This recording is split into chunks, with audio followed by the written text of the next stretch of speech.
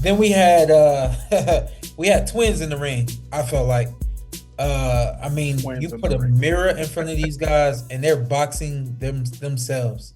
You really saw it in the first round more than anything. Arnold Barboza Jr., Jose Ramirez coming to the ring. I thought that Jose was gonna pull this one out. He just didn't have the work rate. He I really want to say he's gun shy. However, it was like he just wasn't pulling the trigger, and he was getting out hustled. I really feel like he lost the fight because he got out hustled. I don't feel like Arnold Barboza showed himself to be a level above him. I really didn't feel like there was much separation outside of Arnold being a little quicker on the draw, punching first. But I felt like there was a mirroring image of one another. A fight that I actually, in retrospect, I was like, yeah, when we talk about styles making fights, this is a fight that we should have never made because it was dry. It was the same thing round after round. I feel like I don't want to hate on guys. I want to, praise guys and keep them moving forward. But I gotta be honest, man. I talked to Arnold Boza and I'll let you guys go when he was going through being skipped in the rankings and things like that. He was mad upset, and I was pulling for him. I said, "Yeah, we'll bring you on the podcast. We'll talk about it on the podcast." I said, "Make sure you ready to say the right things, and you're not gonna just fire off on promotion, fire off on business, and then in turn you end up in the worst place now, not being able to get a fight or something along those lines because you've disrespected somebody or they misunderstood something that you said." We never had him on the show. And from that point on, I became, he's under a magnifying glass for me. Like, give me something to support. In all respect, he hasn't done anything that's jumped off of the screen to me and made me say, let me get behind this kid and push him forward. I got behind Robert Merriweather 2 weeks ago now because he's a young, up and coming, vibrant, energetic, very good boxer. And I know he's not gonna get a whole lot of love. There's no telling where we're gonna see him again. I'll get behind you. You just gotta give me a reason to. And Arnold ain't give me nothing. He hasn't given me anything in about 4 fights now. So and then Jose, I really don't know what to say about Jose. That- It's Porter. Man, all I'm gonna have right, to go Sean. wait for a little while. Yeah, all right. I don't know. I thought that was very fair. Yeah. I'm trying to be, man. Yeah. Be, man. I'll try No, it to is. be respectful, It's crazy because Barboza's. Arnold is undefeated, but Yeah. it's almost like you're undefeated, but you're still like in a crossroad. We need more from you, man.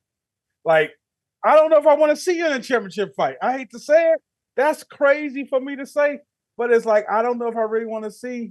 And I think Ramirez. I think he went from top rank, right? Who dropped him? Somebody. Yeah. Dropped him? Both of them. Okay. Both of them. Ugh. Yeah. Okay. man. So was that like a crossroad fight, but they gained nothing out of it? I mean, Barboza stays up there in the rankings. I can't remember which. He was number one for Tiafimo for a while, and then Okay. Kenny's number. I think he's got to be number one or close to it with IBF because he was for so long. And Lopez, well, that was back at I got it all mixed up now. But he was ranked number one for the longest time. Didn't get his title shot, and that's where that frustration came from what Sean's talking about. But like Sean said, everything is so ordinary is the word I was using when I was watching the fight on the way to Arizona. It's just everything's ordinary and solid, and there's nothing wrong with being solid across the board.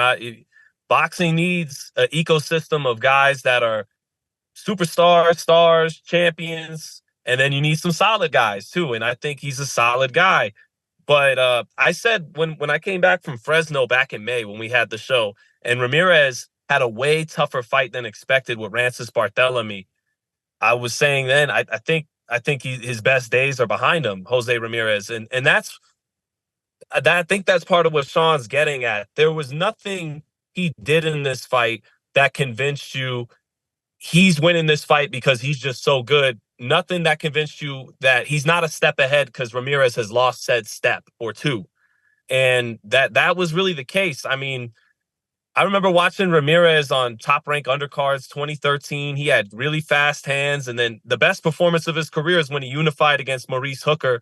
But he is an old 32. And that's despite not having a whole lot of fights. You know, he has about 30 or so fights, but he's been in a lot of wars. He's been a come forward guy his whole career. Hand speed was kind of always underrated. He could really put them together, and he had flashes of that against Barboza, but Barboza just did enough to win against a guy whose best days are behind him. He didn't do anything to convince you he's this serious threat at 140 to the best of the best. I mean, could he give Rayo Valenzuela a competitive fight? Yeah, I think he could be competitive with these guys, but he didn't do anything, to Antt's point, that makes you say, I gotta see Barboza get his title shot. That's something I gotta see.